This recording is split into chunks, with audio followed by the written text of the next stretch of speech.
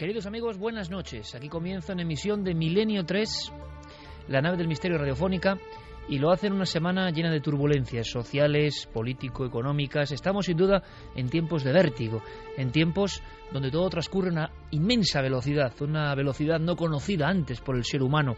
Quizá las autopistas de la información generen esto, pero todos tenemos una sensación de estrés y sobre todo una sensación de profundo despego de todos los que generan, digámoslo así, la realidad. ¿En qué sentido?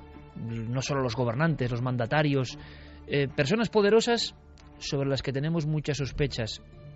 Y no me refiero solo a los últimos acontecimientos, por supuesto, sea cual sea el color, la divisa, el distintivo.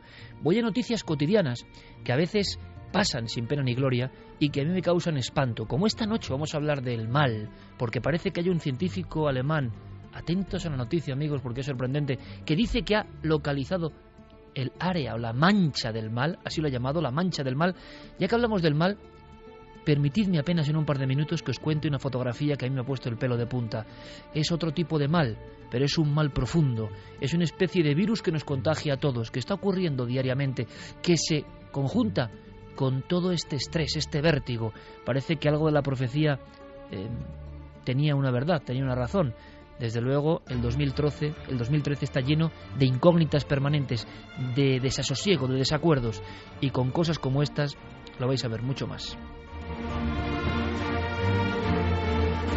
Porque no hablo de los grandes escándalos políticos, no hablo de esa distancia enorme entre los poderosos, repito, de cualquier signo, a mí me da lo mismo, y la gente común, la gente como vosotros, como nosotros. Este momento de hastío general, no nos fiamos de nadie, ¿verdad? Esta noche teníamos pensado un tema más centrado, uno de los bloques del programa, en el mundo de la conspiración alimentaria. Lo dejaremos para próximos días porque nuestro compañero Santiago Camacho está afectado por otro virus, ese de la enorme gripe que nos afecta. También parece que algunas enfermedades están con un nivel de fuerza como nunca antes se había observado. Pero veréis, yo me refería a otra epidemia tremenda, la epidemia de la trampa, la epidemia, por desgracia a veces, de lo que somos. Y muy concretamente, aunque seguro que es universal en este país, porque leo, y he seguido la noticia durante los últimos días, en una localidad de Galicia y también en otra en Salamanca, se ha localizado una red que comerciaba con grasas animales. El asunto tampoco imagino que ha dado un vuelco a nivel nacional y se ha mantenido, por lo que yo sé, en esos espacios, en esa segunda fase, ¿no?, que son las informaciones disgregadas por los periódicos locales. Pero es tremendo porque nos habla siempre de lo mismo. Repito, de la eterna trampa, de que no jugamos limpio, de que muchos siempre quieren coger el atajo. Algunos, y a fuerza de errores desde luego, hemos aprendido que los atajos no llevan a ningún lugar, que el camino tomado por atajo siempre te lleva al barranco. Pero veréis, hay muchas personas, por desgracia, y esto a veces parece moneda de uso común, que insisten y otra vez en la trampa. Y digo esto porque en nuestro país tenemos una terrible leyenda de muerte y misterio en torno a trampas, por ejemplo, con la conspiración alimentaria. Se han descubierto unos bidones con 15 toneladas de perros y de animales enfermos y de animales que iban a ser depositados en laboratorio o que provenían de laboratorios porque se había probado con ellos. O sea, animales que solo tienen un sentido, la incineración. Y veréis, es muy breve. Se ha descubierto un tema de camiones clandestinos, de transporte clandestino, de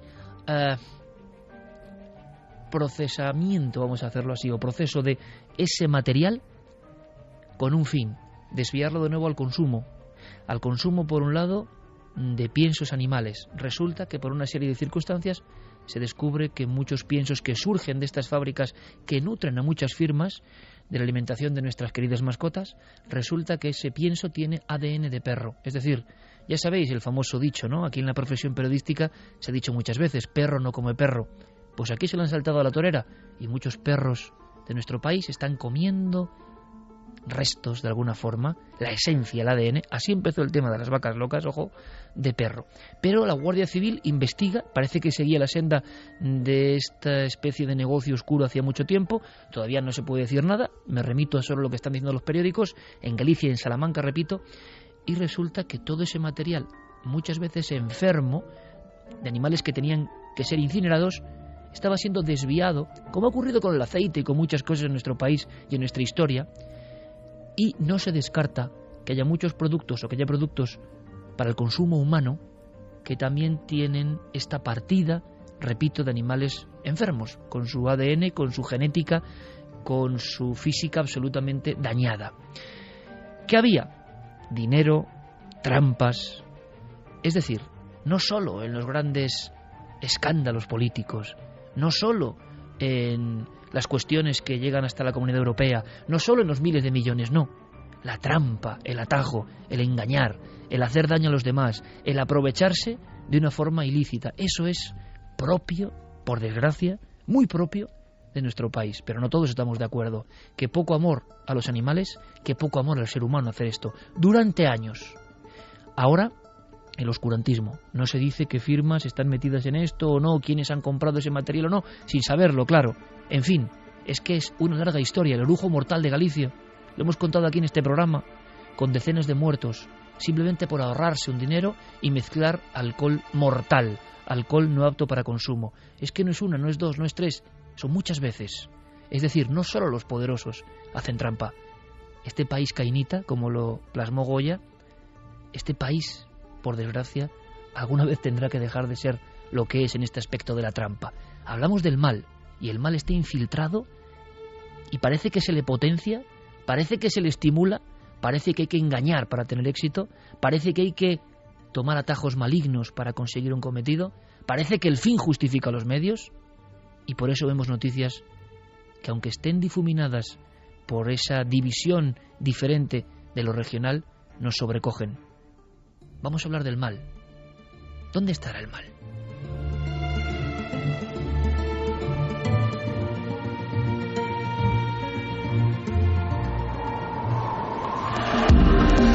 Nunca antes habías estado tan cerca de lo desconocido. Milenio 3. Comenzamos viajando a un terreno siempre inexplorado, de donde surge el mal, surge el bien, surge el arte, surge la solidaridad. Es el cerebro humano. Vamos a viajar.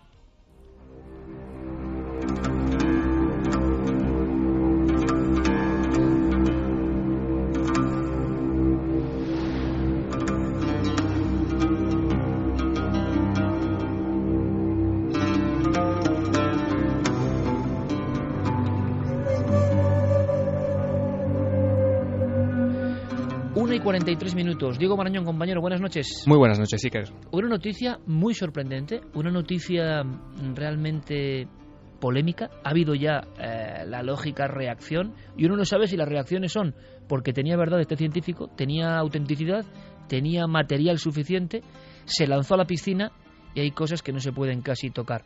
¿Me cuentas primero quién es el científico para saber un poco qué es lo que ha descubierto? Sí, por supuesto. Estamos hablando del doctor Gerhard Roth, que es un neurobiólogo alemán. Acaba de cumplir 70 años, que tiene un currículum impresionante a sus espaldas. Iker estudió filosofía, lingüística, música, biología, fisiología y neurobiología. Y desde el año 1997 hasta el 2008 fue director del Instituto de Estudios Avanzados sobre el Cerebro en la ciudad de Delmenhorst, en Alemania. O sea, una autoridad mundial en la materia del estudio de la mente humana, y atentos porque esto, como también digo, va a dar lugar a debate. Carmen, si te parece, abrimos líneas de inmediato porque es un tema, la mancha del mal, el área del mal, que nos intercomunica con qué es el mal en sí mismo, ¿no? ¿Existe el mal realmente? ¿Puede nacer uno? Porque hay una cosa increíble, parece que este doctor habla de ese proceso que todo el mundo sabemos que es fundamental, el parto, el nacimiento, el cerebro, los daños que puede haber en el cerebro latentes y que uno no sabe y los tiene ahí como una rémora. ¿Será verdad o no? Bueno, como es un tema que todo el mundo seguro va a querer opinar, abrimos líneas. Claro que sí, Iker. Milenio3 con número @cadenaser.com si nos quieren escribir un mail, y Nave del Misterio en Facebook, en Twitter y en Google+.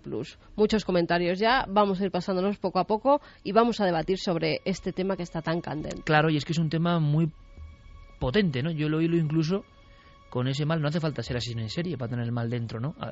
Hacer lo que hemos comentado que al parecer se ha hecho en España derivando productos tóxicos al consumo, pues imagínate qué mentalidad es esa. Pero, ¿qué dice este doctor Roth que es tan importante para que lo opinemos, Diego? Bueno, pues todo esto surge de un artículo, Iker, que se publicaba el pasado lunes 4 de febrero en el diario Bild, en el diario alemán Bild, que no es cualquier cosa, tiene un alcance muy importante porque, bueno, es el periódico con más tirada en Europa. El titular no podía ser más llamativo. Decía, aquí se encuentra el mal. Y aparecía la foto de este hombre, del doctor Gerhard Roth, apuntando a un área de una maqueta de un cerebro que, según él, es justo el lugar donde físicamente se puede encontrar el origen del mal en el ser humano.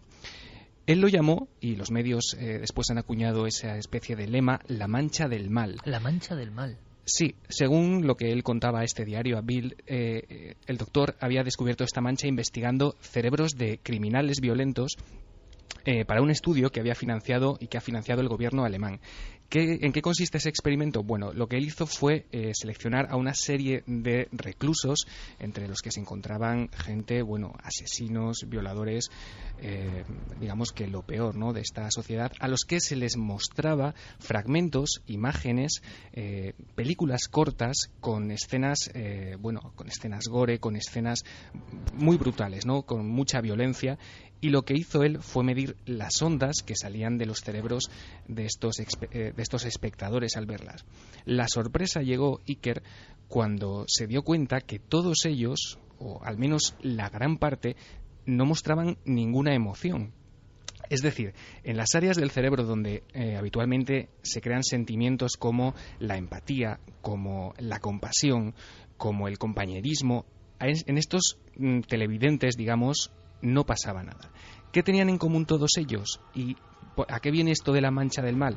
Bueno, lo que descubrió el doctor Gerhard Roth es que haciéndoles escáneres cerebrales, todos ellos compartían una especie de mancha oscura en la parte frontal del cerebro. ¿Me hablas de una mancha visible con los medios técnicos de hoy en día? Efectivamente, una mancha visible, una mancha negra, una pequeña zona oscura en esa parte del cerebro, que es lo que le hizo suponer a este doctor que algunos de estos criminales tienen una predisposición genética a la violencia. Y no en vano, si quieres lo escuchamos, Iker, él ha listado una serie de factores muy importantes a la hora de tener en cuenta cuál puede ser el origen del mal en el ser humano. Escuchamos ahora al doctor Roth, pero lo interesante, ya vemos el tsunami que ha provocado a nivel científico, lo interesante es que adjunta en su trabajo algunas imágenes, algunas las tenemos aquí, y parece ser que en todos los casos aparece esa mancha, ¿no?, que nos recuerda casi un poco, no es por nada, en la película Mothman, la figura esta de la mariposa oscura que surgía, pero en el cerebro, ¿no?,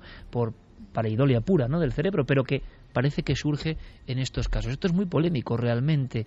El mal, una cuestión aparentemente más bien filosófica, engarzada con la pura biología del cerebro. ¿Será posible? Escuchamos al doctor Roth. Uno de los factores más importantes cuando se estudia la violencia criminal, el factor más prominente es el sexo. Hombres. La mayoría de la población violenta son hombres, como ven.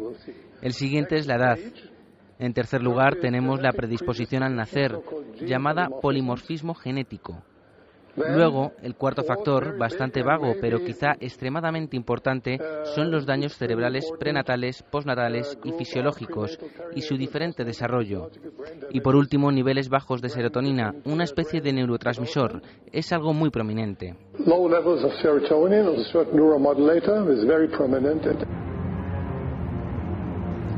Al escuchar todo este mundo de cuestiones, incluso antes del nacimiento, siempre recuerdo a Stanislav Grof, uno de los grandes investigadores de la mente humana, que hablaba de lo importante que era el tránsito, ese momento del parto, ese momento, ojo, por el que todos hemos pasado, ¿no? Bueno, no todos, porque si se hace, por ejemplo, una cesárea, que es muy común, el niño no pasa por ese conducto, ¿no? Cuidado que lo del conducto es todo una historia, ¿no? Es todo una historia que casi nos traslada a los juegos de pruebas. Y ahí se abre una batalla también, como decía antes Javier, ¿no? Y son momentos breves en el tiempo, pero que parece que son vitales y que se quedan grabados en la mente del individuo. Hay muchos estudios de este tipo muy polémicos.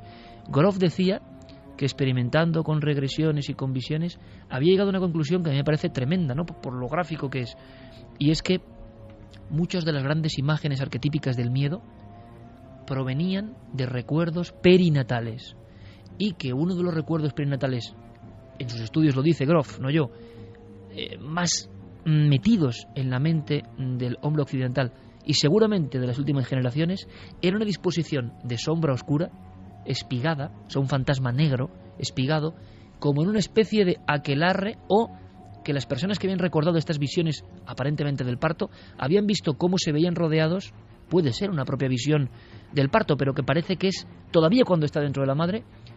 Los miedos también surgen ahí, una visión como de un aquelarre. Lo comparaba Grof con el aquelarre de Goya, la posición, la forma incluso flamígera, o del Greco, de Javier, de las figuras. Bueno, pues que eso aparece como fantasmagoría, como miedo inserto en el ser humano desde el momento del parto. El doctor Roth, Diego, yo no sé hasta qué punto ha llegado, pero habla de eso, de cosas que pasan en el cerebro y que se quedan ahí y que están latentes sin que uno lo sepa. Sí, efectivamente, e incluso ha dicho Iker que la psicopatía, como el autismo, es una especie de condición neuronal distintiva que se puede identificar incluso en niños a partir de los 5 años. Esto ha sido bastante polémico, pero curiosamente se ha encontrado con el apoyo de otros profesionales, como por ejemplo Mark Dutz, que es psicólogo de la Universidad de Gales, que se apunta a esta opinión e incluso dice que, bueno, que no es algo evidentemente agradable ni cómodo de diagnosticar a un niño que sea un psicópata, pero que las evidencias parecen ser fuertes en ese sentido. Vamos a escuchar una cosa más simplemente, porque nosotros evidentemente hemos preguntado a nuestros colegas en España que saben del cerebro, doctor Gaona, doctor Cabrera, y por ejemplo lo que decía el doctor Gaona a mí me ha sorprendido, porque esto se ha tomado como una herejía tremenda, como un salto al infinito que no se puede comentar. No es políticamente correcto decir que en los criminales hay una mancha, algo biológico que late y que se ve por el escáner, pero el doctor Gaona, que ha estudiado mucho el cerebro, fijaos lo que nos contaba hace unas horas. La verdad que se está hablando de este tipo de cuestiones desde hace ya tiempo, porque lo que hace la noticia en el fondo es vincular un área cerebral con ciertas conductas que son faltas, la mayor parte de las veces, por ejemplo, de compasión, de bondad, en definitiva de empatía. Y esto se ha localizado en áreas frontales y prefrontales en el cerebro, ya desde hace unos cuantos años.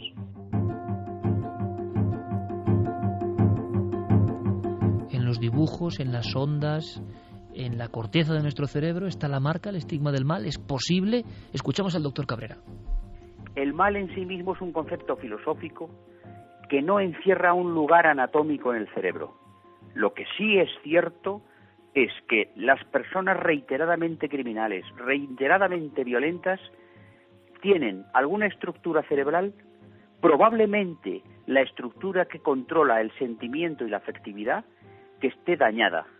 Esto no lo podremos saber hasta dentro de 100 años, y entonces los tribunales tendrán que determinar si esa persona criminal es o no imputable, si se demuestra esa alteración en el cerebro.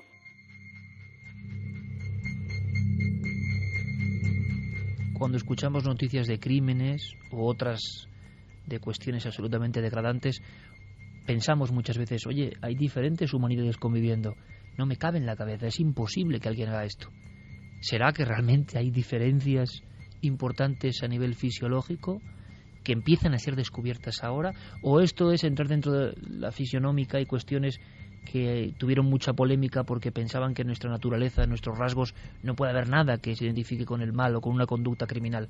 Pero curiosamente la tecnología, la investigación científica, un científico de primer nivel mundial salta a la arena con esto. Seguramente será callado, ¿verdad? Seguramente ya no se hable mucho de esto o le desprestigien. Pero es inquietante simplemente cómo dice esto y con qué material lo ha ilustrado, ¿no? Dos imágenes me vienen inmediatamente a la cabeza después de escuchar esta información que nos trae Diego.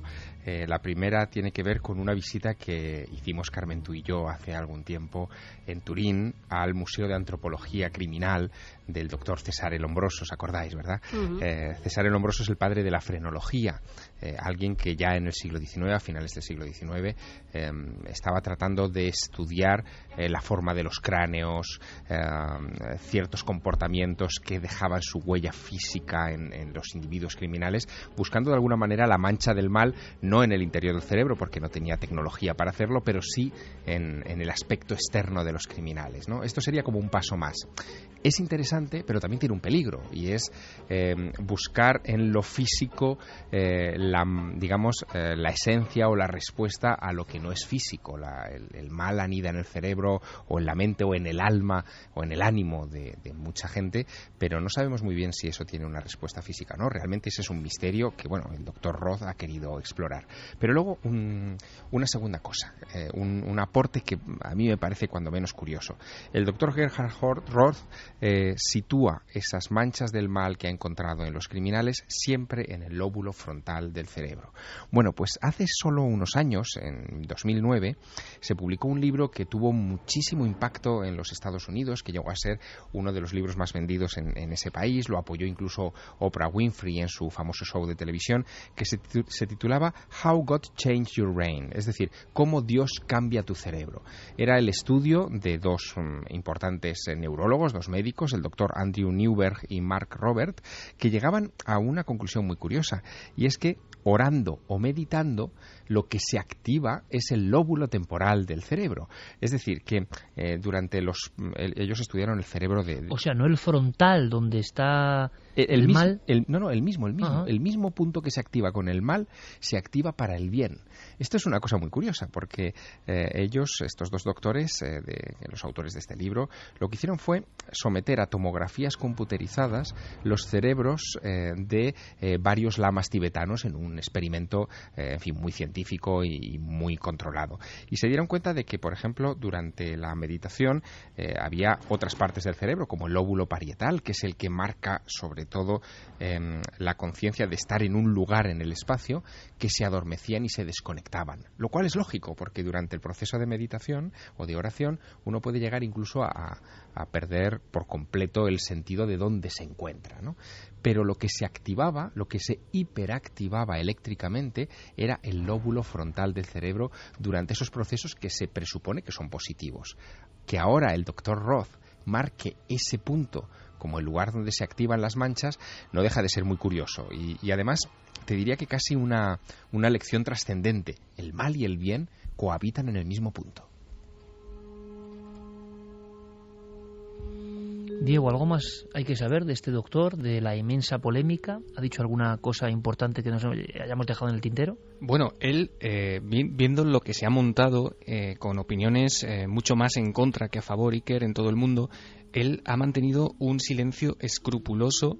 Incluso la Fox, en su página web, deja claro que el doctor Roth no ha querido contestar a sus preguntas a raíz de esta información, y lo que ha ocurrido es que se ha montado una polémica bastante importante, sobre todo por parte de la Universidad de Bremen, que, impresionada por la respuesta y porque se estaba poniendo de alguna manera en cuarentena, ¿no?, la reputación de este prestigioso profesional, lo que ha hecho es emitir un comunicado que está colgado ahora mismo en la portada de su página web, donde lamenta, y leo textualmente, la total falta de comprensión de las declaraciones de Roth.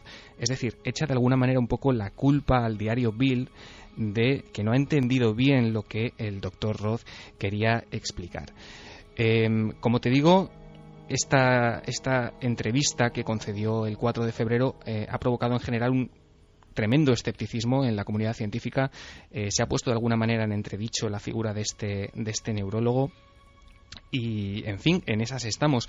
Lo que es seguro es que el doctor Roth, que además sí que se ha interesado en otros ámbitos que nos interesan en este programa, como las experiencias cercanas a la muerte, lleva bastantes años dedicado a esta labor de buscar el origen del mal en el cerebro. O sea, tiene ya la doble marca, entonces. Ya le van a dar hasta en el cielo de la boca. Efectivamente. Y parece que de alguna manera o por lo menos es la impresión que a uno le da al leer el comunicado de la Universidad de Bremen, que ha sido ella misma la que se ha encargado de poner los puntos sobre las íes, y, como te digo, el doctor Roth, desde esa entrevista del 4 de febrero, no ha vuelto a conceder es ninguna curioso, aparición. Diego, es muy curioso porque en estos mismos días ha habido científicos que han dicho cosas tremendas y han tenido que desdecirse de alguna manera, parece que presionados también, no se sabe por quién, como diciendo: No, hombre, no es lo que yo quería decir, es el caso de otro científico hace apenas 10 días, que hablaba de la posibilidad del nacimiento de un neandertal en el cuerpo de una mujer para revivir, de alguna forma, revitalizar la especie perdida de los neandertales. Y de inmediato, cuando se monta el gran follón, que hoy se monta de una forma absolutamente exponencial, nada que ver con lo que ocurría antes, de inmediato una noticia más o menos llamativa recorre el mundo. Hay que hablar también de la dictadura de las mismas noticias que recorren el mundo. Por lo tanto, ya empieza a haber una asfixia informativa, porque solo se habla de un puñado de noticias en todos los medios del mundo. Se piensa que hay más información que nunca y más medios sí, pero resulta que están hablando de las 20 o 30 noticias que todo el mundo está hablando, porque son las que se están difundiendo. Entonces, muchas veces, el científico que ha lanzado con fe esa teoría tiene hasta miedo de la repercusión. Y otro fenómeno es cómo se tiene miedo de lo que diga ahora el público, ¿no? Se tiene un miedo cerval y enseguida se dan pasos hacia atrás. A uno le extraña que un científico de esta talla diga algo porque sí. Lo dice por algo y con un sentido. Cuidado que además el científico en cuestión, el Dr. Roth, ha hecho públicas las imágenes, es decir, no es que de repente sea una conclusión sacada más o menos de forma especulativa, sino que ha hecho una presentación pública de los materiales, en fin, del estudio concreto. Llevaba un tiempo haciendo el estudio, además. Han sido muchas entrevistas, han sido con los presos, con los criminales, les ha sometido a muchos análisis, o sea que no es una cosa que se haga de un día para otro, es una cosa que lleva... Viendo al Dr. Roth y lo que contaba Diego, ha estado interesado en experiencias cercanas a la muerte, es una personalidad científica de primer nivel, está investigando en el mal, o sea, es alguien que investiga. Eso ya de momento, aparte de la comunidad, no le gusta.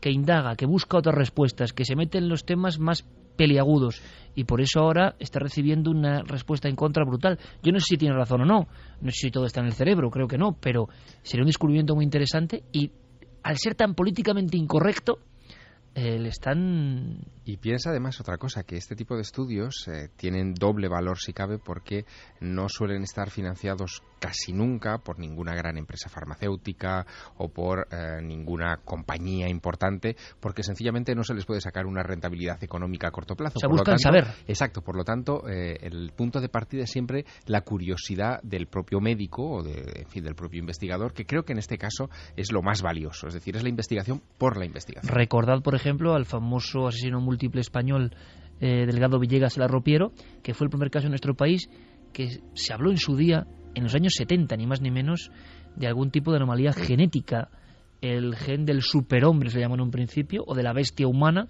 y se ha hablado mucho de genética y conducta asesina. O sea, este es un paso más, ¿tendrá razón o no? ¿Y qué dice el público, Carmen? Pues dicen de todo, Iker. Algunas preguntas muy interesantes. María Leonardo dice, ¿podría ser que esa mancha se generara a lo largo de la vida del psicópata debido a su enfermedad? Susana Pérez dice, ¿qué es esa mancha exactamente? Y una vez localizada, ¿se podría tratar de alguna manera?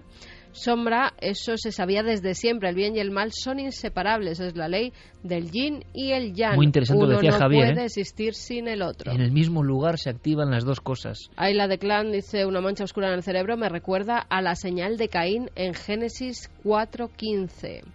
Sara, si realmente esa mancha es el mal, ¿se podría extirpar?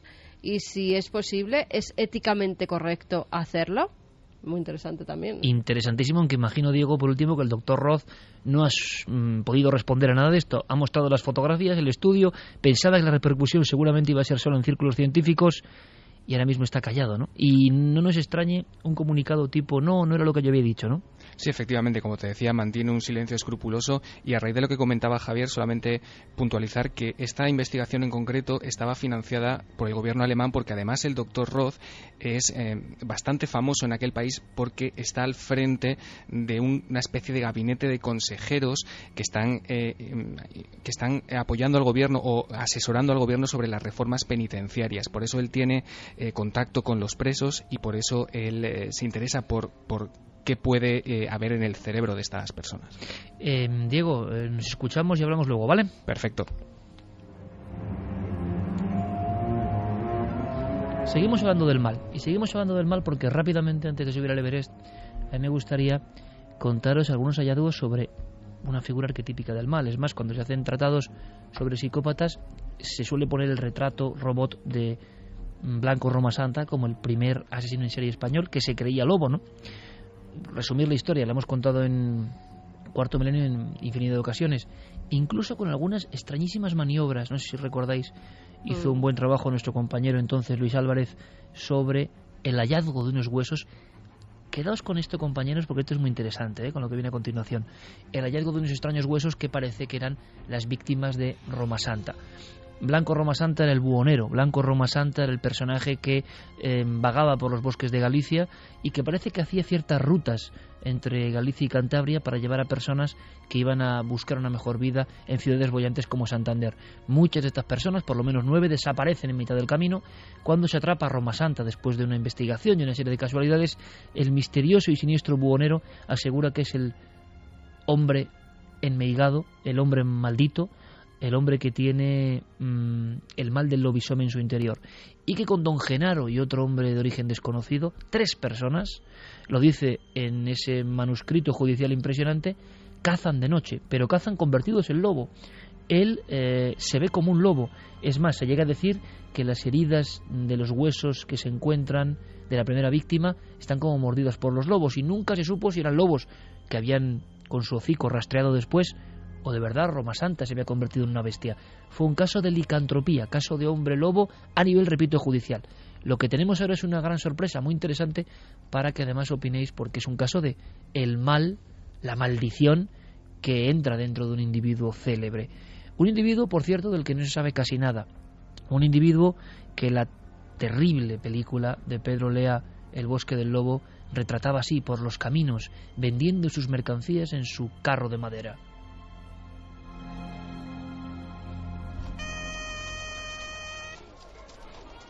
Estampas bendecidas con la vera efigie de Santa Eufemia, abogada contra el maligno. Cintas de cada color traídas desde la corte, escapularios con reliquias y conchas del señor Santiago, agujas e hilo fino. El material venido de otros lugares lejanos y la gente arremolinándose, y López Vázquez en la magistral actuación que recordó, y lo hemos contado aquí hasta el último de sus días, ¿no?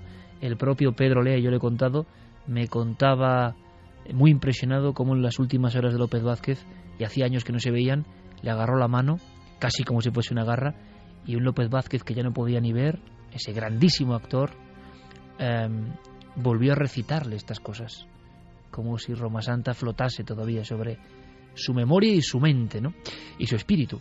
Se hablaba de maldiciones, de ensalmos, del séptimo hermano, y por eso la marca, la cruz, ¿no?, de lo negativo, condenado en la luna llena a ser lobo. Y se hablaba también así en esa película.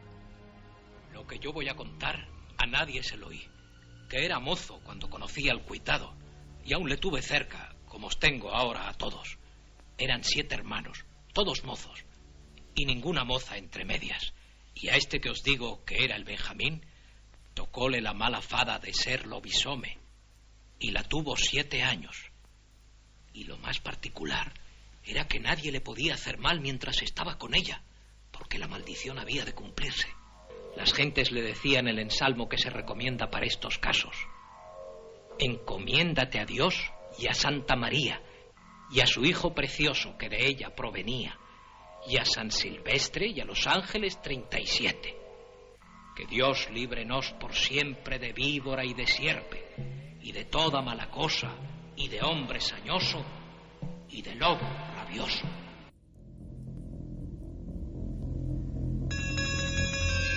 Y en un lobo rabioso de las montañas parece que se había convertido Roma Santa. Bien, 9 víctimas. Misterios en torno a esta historia, para contarlo rápido y que vosotros podéis preguntar y aquí podamos debatir.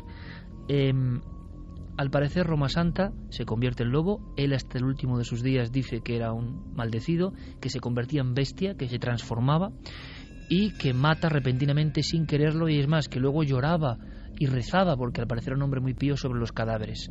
9 personas, 9 nombres en listas judiciales. Siguiente misterio: se le encarcela y un extraño Mr. Phillips, un extraño experto en hipnotismo que escribe desde Argel, piensa que es un caso interesante para la ciencia, que en su cerebro, qué curioso, ¿verdad?, que clip, pueda haber elementos que expliquen cómo un hombre puede creerse lobo. Pero luego hay un tercer misterio, dentro de los 4 grandes misterios. La reina Isabel II, cuando va a ser ejecutado, interviene Isabel II para el caso de un buhonero gallego. Es curioso, no había habido otros casos, había muchas ejecuciones, para que no se le lleve al cadalso y por lo tanto se le conmute la pena por cadena perpetua. Pero el último misterio es que Roma Santa desaparece en algún momento, que no hay tumba suya y que por eso la leyenda vuelve con fuerza, porque creen que algunas noches incluso su espectro, su espíritu, quién sabe, sigue huyendo a la luna, ¿no? Bien, pues resulta que ahora, y os hablo de esta semana, amigos, hemos tenido un documento muy curioso, un forma de libro, Roma Santa. ¿Por qué? Porque ni más ni menos el hombre que lo encabeza, uno es un importante José Domínguez, periodista, pero Roberto Bustillo es decano de la Facultad de Derecho de Vigo. Y este decano se ha metido a investigar en los legajos y ha hecho algo que yo creo que para el común de los mortales es imposible, es meterse en miles de folios escritos con esa letra que no entiende nadie. ¿Y qué ha descubierto? Ha descubierto cosas de verdad alucinantes, realmente alucinantes. El libro es muy recomendable, Mito y leyenda Roma Santa. Y vamos a escuchar a Roberto, que nos habla en primer lugar sobre una cuestión muy interesante, extraña, que no conocíamos. 9 víctimas, pero hay un misterio en todas ellas. Manuel Blanco Roma Santa fue juzgado y condenado por haber supuestamente asesinado efectivamente a 9 personas. Él en juicio incluso se acusa a sí mismo de haber matado a más personas. Lo que llega a decir en juicio es que a todas esas personas por las que se las acusaba y algunas más las mató convertido en lobo. Pero el hecho es que todas las personas que en juicio se demostró que había matado pertenecían a dos familias que todas ellas estaban integradas por mujeres que habían tenido relaciones que habían sido pareja de Roma Santa y sus hijos, hermanos, familiares. Es decir, eran personas con las que Manuel Blanco Roma Santa tenía una cierta cercanía, una cierta facilidad y una cierta confianza. Música medieval muy apta, Noel Calero la pone, El nombre de la rosa, nos suena casi al chirriar del carro del buhonero Roma Santa. Estamos en mitad de la Galicia profunda y a mí esto me parece un aldabonazo para los que seguimos la historia de los misterios españoles. Resulta que las 9 víctimas tenían relación con parejas o amantes de Roma Santa. Esto da un giro. Javier Sierra, escuchando a Bustillo, directamente decía, sin pronunciarlo, qué fuerte. Es que lo es. De repente este investigador ha descubierto algo que había pasado desapercibido durante muchísimos años. Vamos, desde la época del juicio, vaya, que es el poder establecer ese grado de parentesco y sobre todo la posibilidad, que es lo que ha dejado sobre la mesa esta noche, de que estemos asistiendo ante un crimen pasional o una venganza, es decir... familiar, porque hay niños muertos sí, en esta historia, ¿no? Si Roma Santa efectivamente tuvo relaciones con mujeres de esos dos clanes familiares, lo que podemos estar viendo aquí es evidentemente una venganza, un intento de acabar con esas familias y en cualquier caso algo que se ha cocido muy lentamente en ese cerebro, no sé si con mancha o sin mancha, desde luego de Blanco Roma Santa. Y la sensación de que quizá, todos son suposiciones, él argumentase el tema de la maldición para darle otro tinte a este tipo de crímenes, ¿no? Pero desde luego es un dato brutal que yo creo que ninguno conocíamos. Lo de darle el tinte de la maldición es lógico en el contexto cultural en el que nos movemos y desde luego cualquiera que haya paseado por los bosques de Allariz alguna vez en la provincia de Orense, en fin, no tarda ni un minuto en meterse en el imaginario mágico de toda esa zona. Por lo tanto, quizá era el disfraz que tenía más a mano Blanco Roma Santa para enmascarar todos estos crímenes. Pero quedan misterios. Muchos. Quedan muchos, entre otros, como tú muy bien decías antes, cuál fue el paradero de Blanco Roma Santa, que parece, por lo que se deduce de esta nueva investigación, que tampoco se ha aclarado. Y es que da la impresión de que Roma Santa también pudo ser o creerse maldito y atacar a una serie de familias que les ayudaba realmente como buhonero mucha gente de la familia, también hay que decirlo, en esos pueblecitos tan pequeños de Galicia, o sea, Sí, en esas en la aldeas. zona de Rebordechao, en casi todo el mundo era familiar. Sí, si O no sea era que- primo, era hermano, y si no era primo, segundo. Pues sigamos un poco con estas declaraciones, repito, del decano de la facultad, que me parecen apasionantes, que dan luz y más misterio, creo yo, al primer caso de psicópata estudiado y al único legajo judicial en el mundo que se sepa donde pone licantropía, hombre lobo. Preguntábamos evidentemente por la muerte. ¿Qué se sabe realmente a día de hoy? En la investigación judicial, donde han participado varios colegas del mundo de las leyes, ¿se ha descubierto algo nuevo sobre el gran licántropo hombre lobo español? Pues sí, se ha descubierto algo nuevo. Eso es un descubrimiento reciente de los hermanos Félix y Castor Castro que se incorpora al libro. En Orense, durante mucho tiempo, y en Galicia, se le perdió la pista a Roma Santa una vez que es condenado a muerte por la Audiencia Provincial de A Coruña e indultado parcialmente por la reina Isabel II. El último rastro que quedaba de él era en una prisión orensana y después se le perdió la pista. Entonces, durante mucho tiempo, a nivel popular, a nivel legendario, se especuló con qué habría sido de Roma Santa, si se habría escapado de prisión, si habría muerto en prisión, si había todo tipo de especulaciones. Y al final, lo que descubrieron Félix y Castor Castro, está recogido en uno de los capítulos del libro, una vez que Roma Santa es indultado parcialmente por la reina Isabel II y la condena a muerte se convierte en una cadena perpetua, la legislación de la época, estamos a mediados del siglo XIX, preveía que esa cadena perpetua tenía que cumplirse en presidios situados en ultramar, es decir, en América, en Canarias o en África. Y lo que descubrieron los hermanos Castro es que el final de Roma Santa fue su encarcelamiento en una prisión del norte de África, donde muere unos pocos años después de ingresar. Por lo tanto, Roma Santa, eso eran condenas, desde luego, o sea, cadena perpetua en un penal en Canarias, en las Canarias de aquella época, que era como irse a otro mundo, en el norte de África, y allí parece que muere Roma Santa, pero sigue habiendo más misterios. Los hermanos Castro, que son unos de verdad personajes fascinantes que como esto es de novela, lo decíamos, ¿no? De increíble novela, La reina por en medio. Yo no sé cómo se ha hecho una gran novela, no se ha hecho una gran novela en España de este tema español, por cierto. Intercede la reina. Y estos dos hermanos, es muy curioso, como pasa muchas veces, se meten en la vorágine de los datos, quedan atrapados por ellos y descubren cosas tan interesantes como que se habla de la muerte, por lo menos de la condena de Roma Santa, concretamente en un penal de Ceuta. Pero esas noticias no corren por el mundo y entonces en Galicia sigue existiendo la sensación de que Roma Santa simplemente se evaporó. Pero hay más. Tiene que haber un registro de muerte, tiene que haber un registro del cuerpo, ¿no? Tiene que haber una tumba de Roma Santa.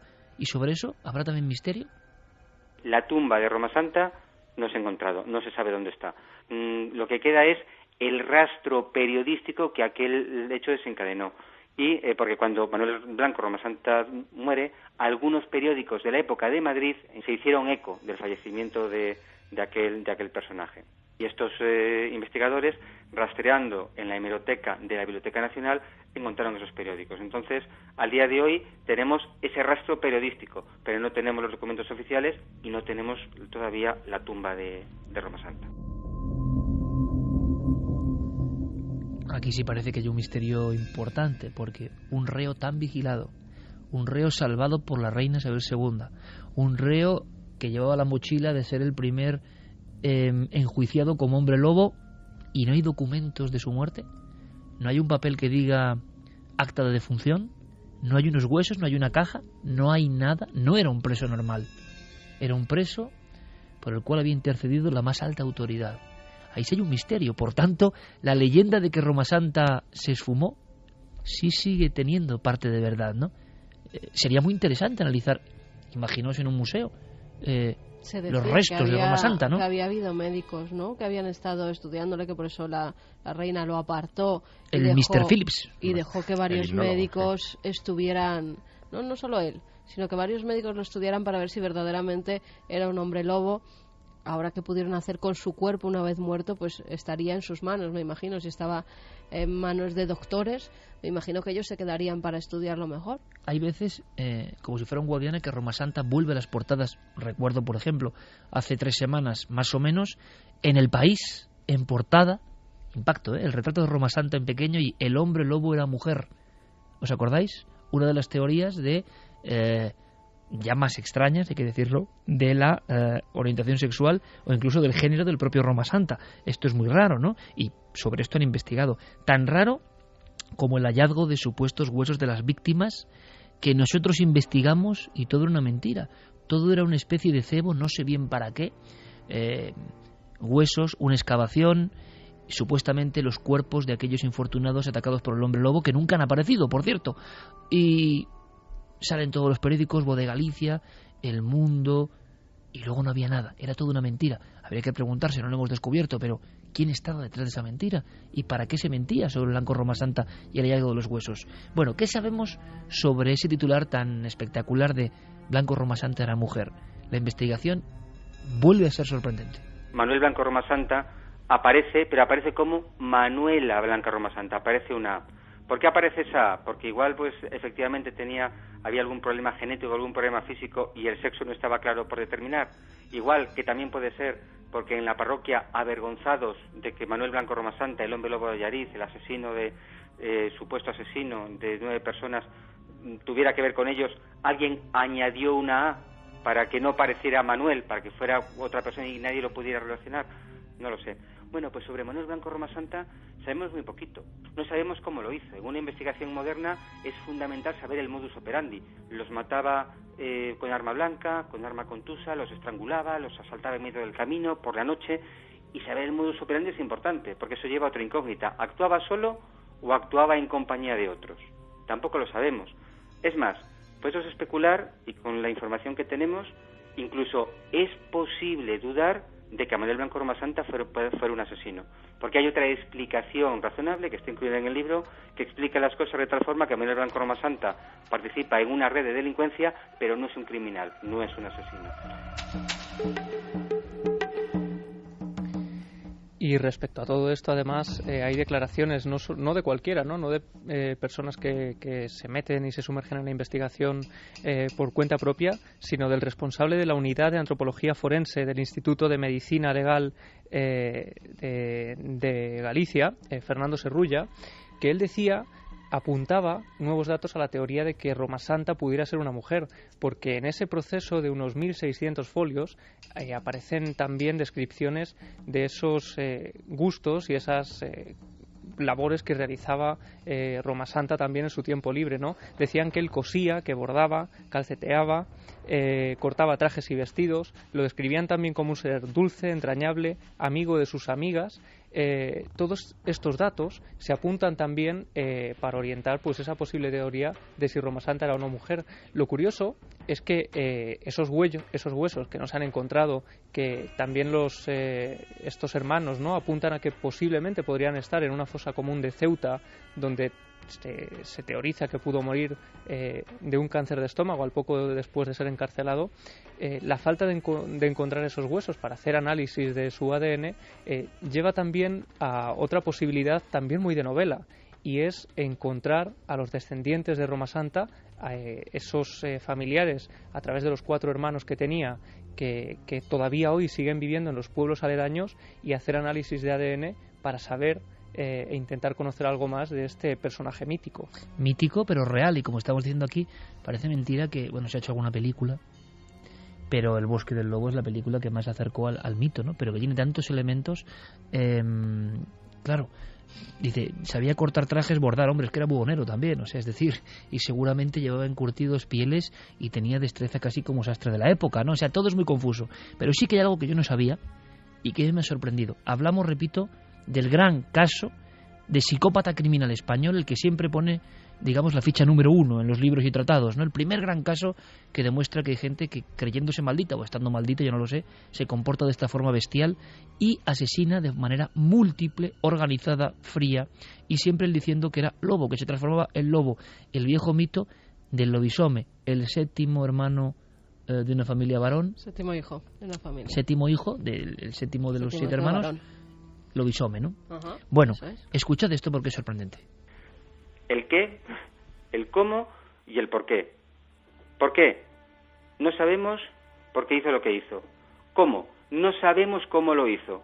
Él decía que lo hacía convertido en lobo y que mataba a la gente a mordiscos. En el juicio en ningún momento a nadie le preocupa cómo hizo lo que hizo. Tampoco podemos tener la absoluta seguridad de que esas personas fueran asesinadas por Roma Santa. 2 datos en ese sentido. 1, no hay cadáveres. No se encontró ninguno de los cadáveres. En un sitio aparecieron unos huesos humanos, un hueso de una cadera y en otro restos de una calavera, pero que no se pudo probar que fueran de las víctimas. Y 2, no hubo testigos. Y si no hay cuerpos del delito, si no hay cadáveres y no hay testigos, ¿podemos estar total y absolutamente seguros de que esas personas fueran asesinadas? Pues tampoco. Pero incluso hasta la base de todo, la posible existencia de esos 9 asesinatos, de esos 9 muertos, es un misterio. Y hay otro tema misterioso más, que es la misteriosa intervención de Isabel II. ¿Por qué la reina Isabel II se inmiscuye en el tema? ¿Por qué la reina Isabel II decide indultar a en aquel entonces, un asesino confeso? Bueno, pues otro tema más. Eso salta a la prensa internacional. Hay gente en Europa que se interesa por ese tema. Miremos por donde miremos, hay misterios. Y cuantas más cosas encontramos, más misterios aparecen. Respondemos unas preguntas, aparecen otras. Desde luego, 2:26, la sensación de que en este tema, como en tantos otros, nunca se va a saber la verdad completa, pero que, en fin, yo por ejemplo no sabía, sinceramente, que no ha habido hallazgo de restos de ninguna de las otras personas, ¿no? Ha habido comitivas de investigación, pero solo había un trozo de calavera y un trozo de hueso del primer caso, y hablamos de 9 cuerpos, ¿no? Claro, esas personas nunca volvieron a aparecer, aunque en aquella época se desaparecía con cierta frecuencia. El seguimiento, el DNI, lo que ocurre hoy en día, claro, no imaginamos la España de mediados del siglo XIX, ¿no? Donde cualquiera prácticamente podía esfumarse, ¿no? En fin, un trabajo, Roma Santa, Historia y Leyenda, decano de la Facultad de Derecho, una investigación minuciosa, muy difícil de hacer y que arroja varias pistas que demuestra que los viejos misterios, ¿no?, jamás perecen, jamás mueren y que siguen planteando incógnitas. Decías, Carmen, que se cumplían ni más ni menos 60 años de la ascensión al Everest. Una cosa antes, aunque sea brevemente, y en media comenzamos la ascensión. Hablando de cuestiones que tienen que ver con las montañas, que tienen que ver con estructuras, se está comentando algo, Javier, de pirámides, un hallazgo sorprendente en Sudán, pero que tampoco sabemos muy bien. Son como noticias ríos que vienen y van. Se habla, no sé, de 30 pirámides, ¿ha dicho? Sí, la noticia dice que en la zona de Sedeinga, en Sudán, se han desenterrado 35 pirámides, pero la noticia pierde un poco de fuelle cuando descubrimos que esos hallazgos se han realizado entre 2009 y 2012 durante una excavación en una zona muy pequeña, en realidad, ¿no? En una zona de apenas 500 metros cuadrados ya han aparecido solamente 13, son pirámides que tienen unas longitudes, en fin, de 7 metros de lado a 75 centímetros de lado. Son, por lo tanto, estructuras muy pequeñas. O sea, pequeños montículos. Sí, y lo único que se ha descubierto es la base de esas pirámides. Sí se sabe, por el contexto en el que han aparecido, que se trata de construcciones de la época cushita, es decir, estamos hablando de hace unos 2000 años, es una época tardía, por lo tanto, en la cultura egipcia, y están todas completamente vacías. Por lo tanto, los titulares que han ocupado en estos últimos días son indudablemente exagerados. Hablar de 35 pirámides cuando deberíamos hablar en todo caso de 35 tumbas con estructura que imita a las pirámides antiguas, pero que no tienen ningún o apenas ningún interés para nosotros. Claro, y uno se pregunta por qué saltan estas noticias con estos titulares: 35 pirámides en Sudán. Claro, dices, hombre, es que vamos para allí, vamos, es que 35 pirámides. Y uno ve las pirámides de Gizeh, ¿no?, directamente, Y además te la relacionan con Egipto porque salen algunos cartuchos, salen algunas piezas que llevan como jeroglíficos egipcios, o sea... Sí, no, sí, egipcias son, en el sentido de que los cushitas, en fin, son los faraones nubios de Egipto, pero claro, hay que poner las cosas en su contexto, que es lo que quizá estas noticias adolecen, ¿no? El tiempo transcurrido entre la construcción de las pirámides grandes que todo el mundo tiene en la cabeza, las pirámides de Giza, en fin, atribuidas a la cuarta dinastía faraónica, a Kush, a la época de Kush, es el mismo que nos separa a nosotros de Jesucristo. Es decir, que ya es una cronología lo suficientemente dilatada como para que perdiera mucho fuelle la cultura egipcia. Estamos hablando de la época helénica, cuando los ptolomeos ya señoreaban Egipto, y estos faraones nubios, o estos reyes nubios, estos gobernantes de Sudán, del sur de Egipto, tenían una influencia bastante pequeña. La diferencia entre el titular y luego lo que hay de verdad, pero cómo ese titular coge fuerza y recorre el mundo, y muchas personas repican eso sin ir un poco más allá, ¿no? Estamos sin duda ante uno de los males de la información, del misterio y de cualquier otro tipo, ¿no?, en nuestro país. Hace 60 años, vámonos de expedición, Noel, vamos a poner una música acorde para casi todos ponernos, ¿no?, las antiguas cazadoras, porque es que iban con cazadora casi de lana los viejos expedicionarios, ¿no? Hace 60 años se coronó. Y sin oxígeno. Eso sí que era una valentía, ¿no?, tremenda, sí. Claro, porque muchos se perdieron en el camino. Iban además donde no había llegado nadie, y muchos de ellos aún hoy en día se pierden todavía en el camino, porque hay una zona, la zona de la muerte, que está justo a 450 metros antes de llegar justo a la cumbre, donde ahí pasa absolutamente de todo, Iker. Es donde se producen más visiones, más alucinaciones, donde la mayoría de los cuerpos se han quedado allí porque no han podido regresar, no han podido bajar, y donde más misterios hay de todo el Everest. Bueno, pues como se van a cumplir en breve 60 años de esa expedición mítica, muchos muertos antes de ella intentando coronar el pico del mundo, vamos precisamente, quizá no a la cima, sino a esa zona maldita, entre comillas, que a nosotros nos interesa, una zona de la que se desconoce prácticamente todo. Los datos que hay son de misterio, los datos que hay son muy curiosos, y queremos que viajéis con nosotros para descubrirlo en primera persona.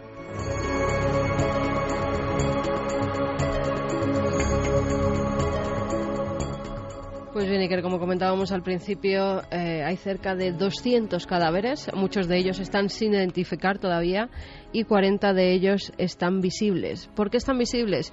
Pues es muy curioso, porque aunque hay nieve constante, aunque está nevando, el viento, las fuertes ventiscas que hay, hacen que los cuerpos, los cadáveres, nunca queden cubiertos por la nieve. Además, esos cuerpos se quedaron en la última posición, con el último gesto con el que murieron. Si estaban sentados, se quedaron sentados. Muchos incluso los ves y parece que están dormidos, que están descansando. Mucha gente se confunde al pasar al lado de ellos pensando que es un montañero que ha subido por delante de ellos y que está haciendo un parón en el camino, y realmente lleva años allí muerto. Nadie se plantea además mover esos cuerpos. Sí que hubo una expedición española que se dedicó a quitar basura y además a retirar algunos de estos cuerpos, pero es muy difícil. Quien lo ha hecho, quien ha ido a buscar alguno de esos cadáveres, se ha jugado la vida y muchas veces también ha muerto en el intento, con lo cual es mejor dejarlos en el sitio donde están. Hay un documental que se llama Milagro en el Everest, que cuenta muy bien qué hacen esos 200 cuerpos y por qué están ahí. El Everest se ha convertido en la última morada de unos 200 montañeros. A los sherpas no les gusta mover los cuerpos. Supongo que tiene algo que ver con las supersticiones, pero también con la creencia budista de que cuando alguien muere, la conciencia abandona su cuerpo en el plazo de 3 días. Por eso los cuerpos deben permanecer en el mismo lugar durante 3 días, y está claro que nadie se queda esperando. A partir de los 8.000 metros hay que atravesar, como te decía antes, una zona conocida como la zona muerta. allí ya hay que utilizar bombona de oxígeno. El oxígeno normal, el del cuerpo, no se puede reemplazar tan rápido como se consume, y el cuerpo, si no tiene ese oxígeno, se va degradando lentamente hasta que colapsa. Es por eso que en la zona muerta, si un montañero cae, es muy difícil que vuelva a levantarse, y además los compañeros saben perfectamente que si intentan darle oxígeno y no reacciona, tienen que dejarlo allí porque corre riesgo su vida.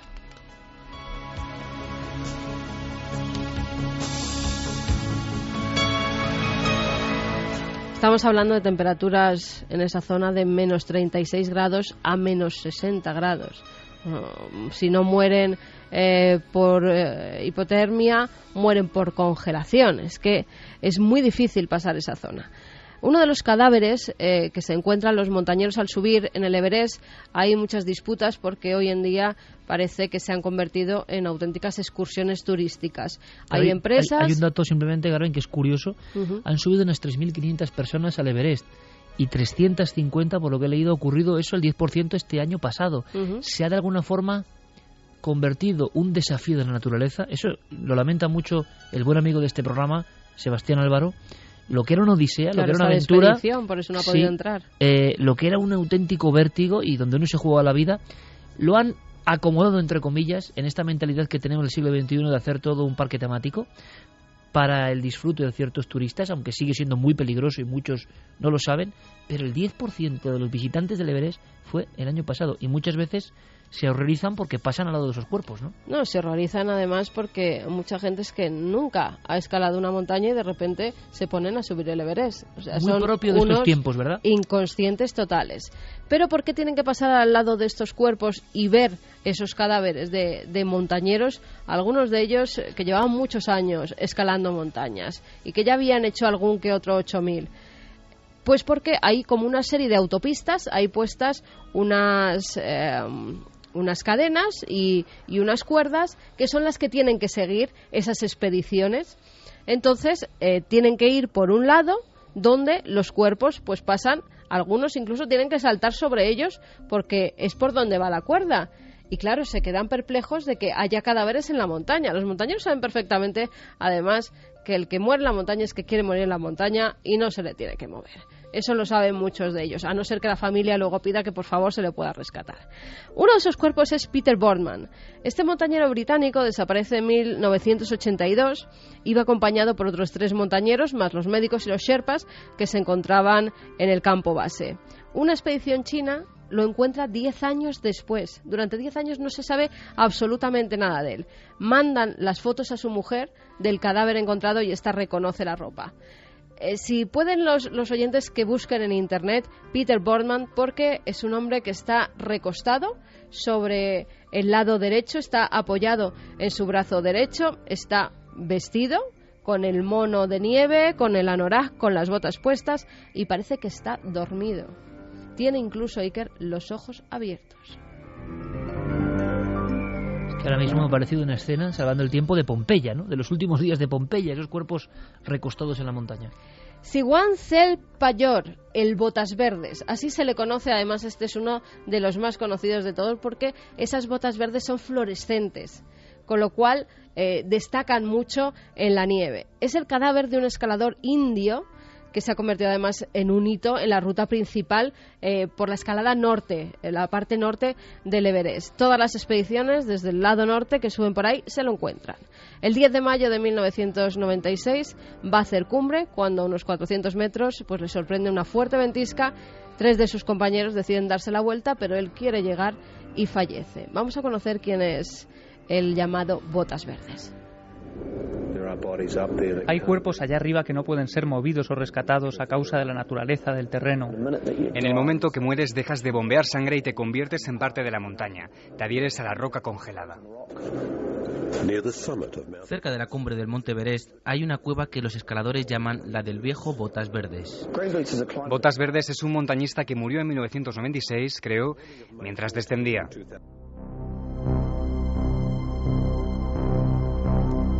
Pero Botas Verdes ya no está solo. ¿Y por qué? El 15 de mayo del año 2006, David Sharp decide subir solo sin oxígeno. Él quería llegar a la cumbre sin oxígeno, sin Sherpas. Había pagado todo el dinero que tenía, que eran unos $6.000, y no tenía más dinero ni para Sherpas, ni para radio, ni para bombonas de oxígeno. Como quien va de camping, pues decide subir a la cumbre del Everest. En su descenso, ya que llega a la cumbre, empieza a estar muy cansado y se sienta junto a Botas Verdes. La gente que pasa por allí lo toma como un malfario, porque ven que David empieza como a adormilarse, empieza como a tumbarse incluso sobre la nieve, y delante de él llegan a pasar decenas de montañeros Iker que ven como poco a poco este hombre va falleciendo. Fue bastante traumático. Su cuerpo estaba completamente congelado. De los 11 fallecidos en esa temporada, el más famoso era David Sharp. 10 días antes, Sharp se había refugiado bajo un saliente rocoso. Era su tercer intento de hacer cumbre, pero su estrategia era muy arriesgada. Tenía un concepto minimalista del montañismo.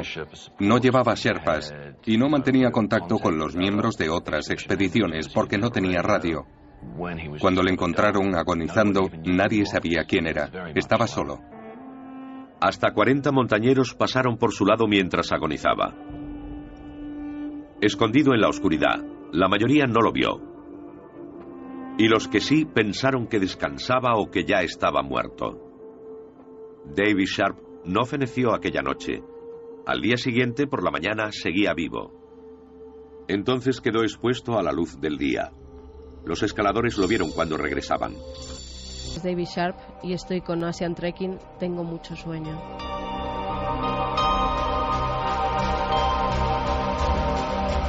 Una tremenda historia de montañismo, en fin, de todas las energías humanas, solidarias e insolidarias, que nos congelan el alma, pero es que hay mucho más. Y hay mucho más que tiene que ver con el puro y duro misterio.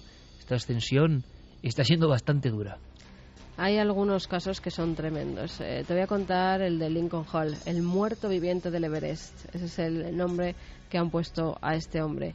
Él ya había estado en el Everest, pero no había llegado a la cumbre porque empezaron a congelarse las manos y los pies y decidió bajar. En 2006 decide volver, ya con 50 años, y decide subir por la cara norte del Everest. Hace buen tiempo, va acompañado de 3 Sherpas. Poco después de que los Sherpas y yo abandonáramos el campo situado a medio camino para llegar al superior, nos topamos con una enorme roca plana.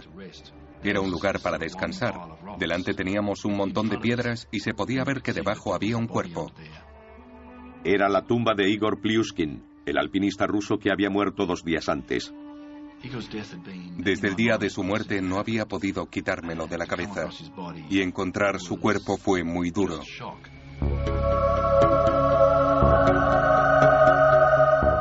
Lincoln Hall se encontró con varios cuerpos en esa subida a la cumbre. Llega a la cumbre, llama a su mujer desde el campo base, llaman a los compañeros y le dicen que su marido está bien, que no se preocupe, que ha conseguido lo que quería hacer después de muchos meses de estar de expedición, y cuando desciende es cuando empiezan los problemas. Lincoln empieza a marearse y es entonces cuando todo comienza a ir mal. Estaba completamente aletargado. No estaba inconsciente, pero perdí el control.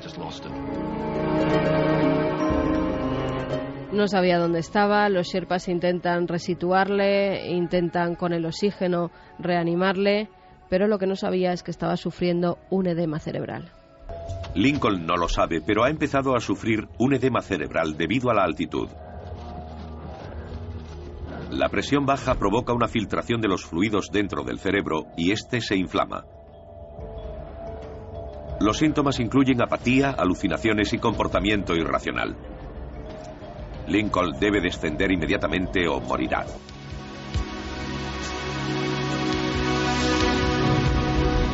En muy pocos minutos pasan muchas cosas. Thomas Bieber, otro montañero de su expedición que estaba subiendo a la cumbre, no puede acabar. Su Sherpa decide bajarlo porque empieza a encontrarse muy mal. En el campo base reciben una comunicación del Sherpa de Thomas diciendo que todo ha sido muy peligroso y que él se encuentra en una situación terrible. Reciben una comunicación de escaladores situados 45 metros por debajo de Lincoln. Es el guía de Thomas Beaver.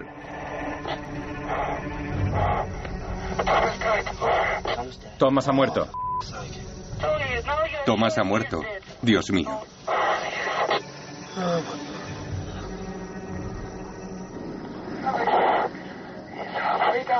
Está en el medio de la ladera, en un lugar muy peligroso.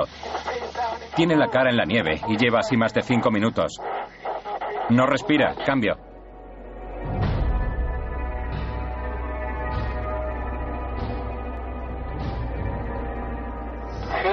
Harry, si estás seguro de que ha muerto, desciende.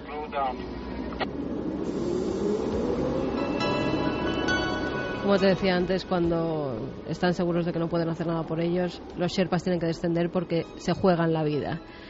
Pero fíjate, esta muerte la toman como una premonición. Este montañero minutos antes había dicho algo. Según parece, Thomas le dijo al guía: me muero. Y se murió. Así, sin más.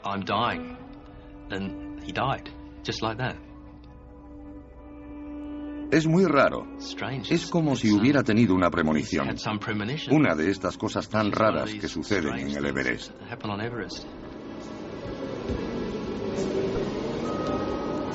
Unos metros más arriba, Lincoln está jugando con su propia vida. Cae al suelo de nuevo, los Sherpas intentan ayudarle, lo cogen, mientras desde el campamento base ponen una radio en su oído y los compañeros van animando, le van diciendo: tu familia está esperándote, Lincoln, tienes que seguir, tienes que continuar, pero él vuelve a caer. Se levanta de nuevo y empieza a tener alucinaciones. Aún así, los Sherpas le hacen descender por una cuerda que está en una pared completamente vertical. No saben cómo llega hasta abajo y los Sherpas, 3 que le acompañan, le llevan tan lejos como puede, pero en un momento dado ya no pueden hacer nada más. Es un peso muerto y le dejan en la nieve.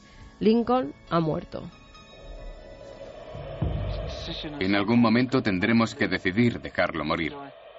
¿Podrías hacerlo? ¿Con tu mejor amigo? Ni hablar. La decisión tendrán que tomarla los Sherpas y Alex. No pueden... Están en una cresta muy afilada por la que solo puede caminar una persona a la vez.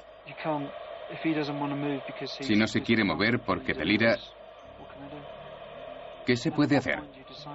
¿Y cuándo lo decides? Porque si no, tendremos un escalador y 3 Sherpas muertos. Sí. Lincoln está en coma, los Sherpas le dejan en la nieve, cogen su mochila, sus cosas personales para entregárselas a la familia. Incluso desde el campamento base llaman a la familia y les comunican que Lincoln ha muerto. La madre se lo dice a sus hijos: vuestro padre hace 20 minutos que ha fallecido. Pero no se sabe cómo ni por qué, en mitad de la noche, Lincoln se despierta. Es muy difícil saber qué ocurrió. Salí a flote, de repente me había despertado y me di cuenta de dónde estaba. Fue un cúmulo de circunstancias muy extrañas. Me habían dado por muerto, pero mi mente recobraba la conciencia. Pasaban muchas cosas por mi cabeza y todas eran muy vívidas. Lo que hice fue rechazar la muerte y aferrarme a la vida. La manera en que se me presentó fue en forma de capa. Llevaba una capa gris, que era el manto de la muerte.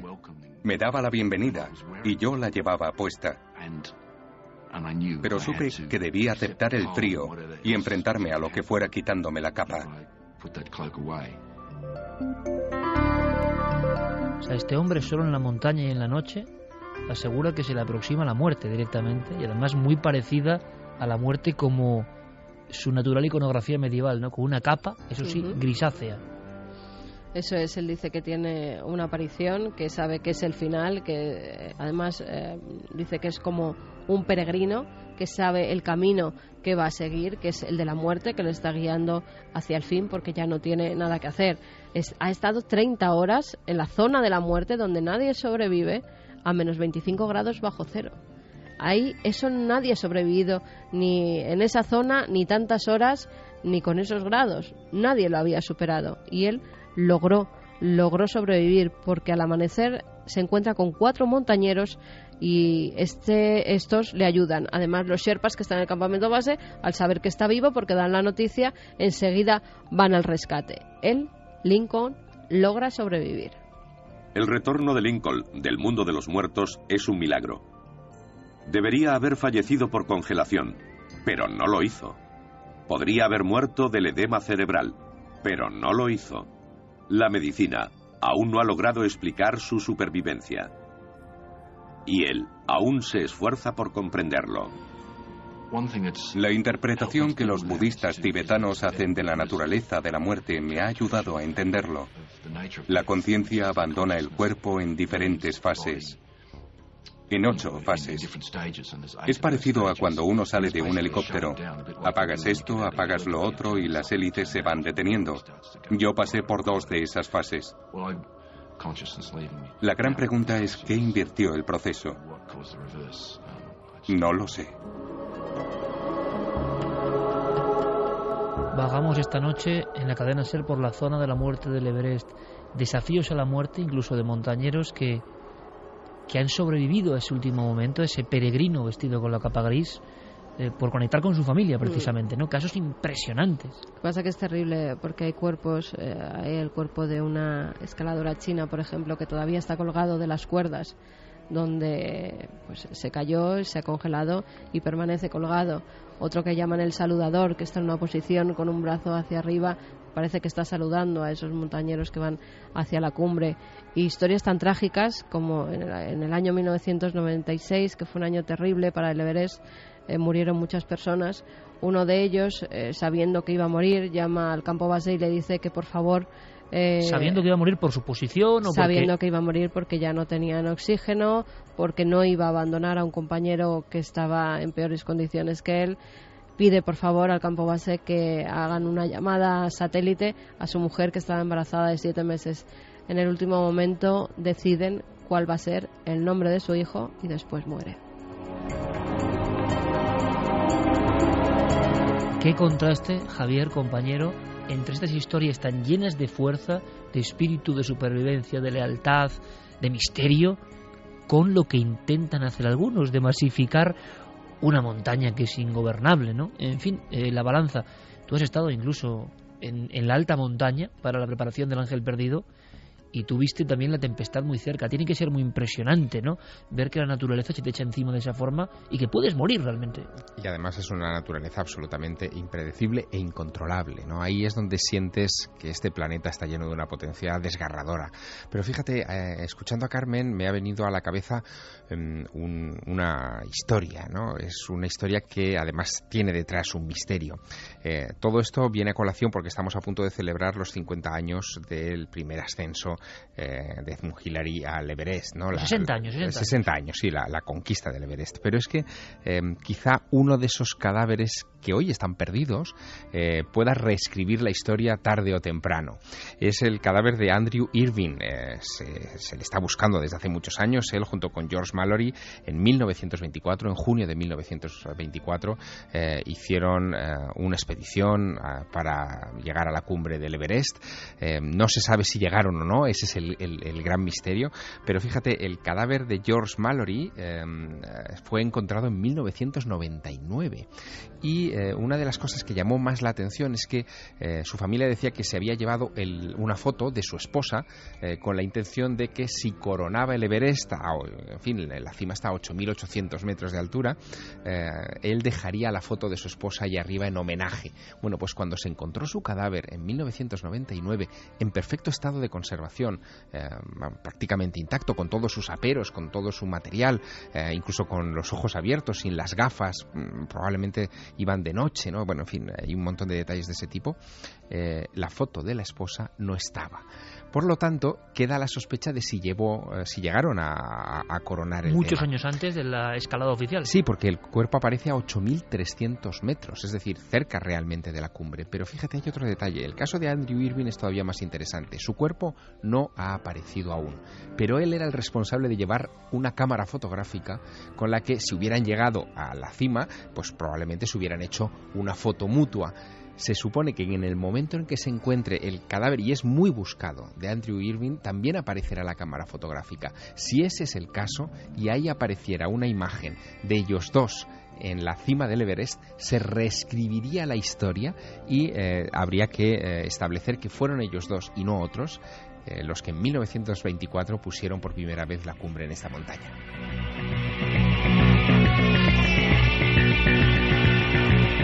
Vaya expedición, vaya mundo que hemos conocido esta noche, aunque sea en media hora hemos comprendido que hay una zona muerta que se resiste a esa aglomeración, eso que pone de verdad malos a los grandes exploradores, que muchos son amigos y muchos nos han contado la historia del tercer hombre, porque uno escucha esta historia de la extraña capa flotante grisácea que él interpreta como la muerte y alguien podría decir: ¿y si fue el tercer hombre que le salvó? Porque, Javier, una de las cosas más maravillosas y que fue un misterio nuevo que tú aportaste por una lectura de Mundo de Montaña y que luego trasladamos a la televisión y a la radio, que es maravillosa, es cuántos grandes escaladores y alpinistas de los de verdad de toda la vida te hablan de, en un momento dado, que iba a morir, alguien nos ayudó, alguien invisible nos ayudó. Y en todas las grandes expediciones han estado planeando estas historias. Incluso la que le da nombre a todo esto fue la famosa expedición de Shackleton, ¿no? En la que apareció ese tercer hombre y bueno, entró en las páginas de la historia, porque a fecha de hoy esas apariciones misteriosas que pueden ser o familiares o completos desconocidos, que de repente te echan una mano, te indican dónde está la cordada, en fin, te dan la indicación que te salva la vida, siguen siendo un misterio que no se sabe si es de la mente o es de algo más profundo. Javier Sierra, número 1 en todas las listas, con su Maestro del Prado. Vamos a disfrutar, estamos elaborando con mucho cariño un reportaje que hemos hecho dentro del Museo del Prado. Vamos a hablar un día de Picasso, con atención. Se habla ahora de la conexión entre el arte antiquísimo, el más antiguo del mundo, y lo más moderno. ¿Cuál era esa frase maravillosa de Picasso, Javier? Bueno, la frase maravillosa, hay varias, ¿no? Pero una que es tremebunda. Bueno, él tiene una que es tremebunda después de visitar las cuevas de Altamira, que dice: después de esto todo es decadencia. Y hay otra que todavía es más tremebunda, que dice: es que yo veo cosas, cuando discutía con su familia, es que yo veo cosas que vosotros no sois capaces de ver. Esa mirada del artista es absolutamente genial. Hablaremos de él porque bebe del mundo de los íberos enigmáticos donde los haya, los españoles tal y como fuimos, bebe del mundo de la prehistoria y gracias a esa visión, que es la misma de los primeros genios, comienza a transformar el mundo del arte. Hablaremos además de esas formas impresionantes, si vamos a la antigüedad, que ahora se dice, ¿verdad?, que parecen lo más moderno. Parece que los más modernos son superados por el arte paleolítico. Y se han dado cuenta en Londres, porque en estos días se celebra una exposición en el British Museum impresionante. Por primera vez se han reunido 130 piezas procedentes de 15 museos de todo el mundo, donde se muestran esas Venus paleolíticas que han inspirado a grandes maestros, no solamente a Picasso, Matisse, Henry Moore, en fin, muchos otros. Pero lo curioso es que, bueno, por primera vez, esto te va a poner los pelos de punta, Iker, esa famosa imagen de Dolny Bestonice, que nunca se ha mostrado, la original en público, está ahora viéndole la mirada de estupefacción al hombre moderno desde las vitrinas del Museo Británico. Hablaremos de todo eso, Javier. Mucha suerte. Que sigan los éxitos, compañero. Gracias. Hasta pronto. Ahora nuestros amigos y compañeros y colegas de las noticias. Toda la información en la SER.